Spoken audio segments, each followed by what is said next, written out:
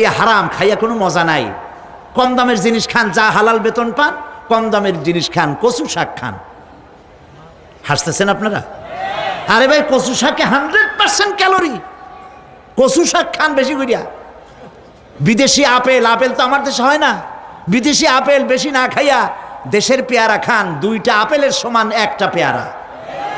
Coke 7 up ইহুদিদের পণ্য না খাইয়া 1টা ডাব খান। আর বড় সাইজের পাঙ্গাস না খাইয়া চেলা, পুটি, মলা, ডলা, কাসকি, তারপর লট্টা, জি, এগুলো খান। কি হবে? এগুলোর মধ্যে রয়েছে ফসফরাস। খাইলে পরে চোখের দৃষ্টি বাড়তে থাকবে, হার্ট অ্যাটাক করবে না, স্বাস্থ্য ভালো হবে। স্বাস্থ্য ভালো হওয়ার অর্থ পেটটা বিশাল আকারে হওয়া না, পেটটা ছোট হওয়া, সিনাটা চওড়া হওয়া, এইটার নাম স্বাস্থ্য ভালো।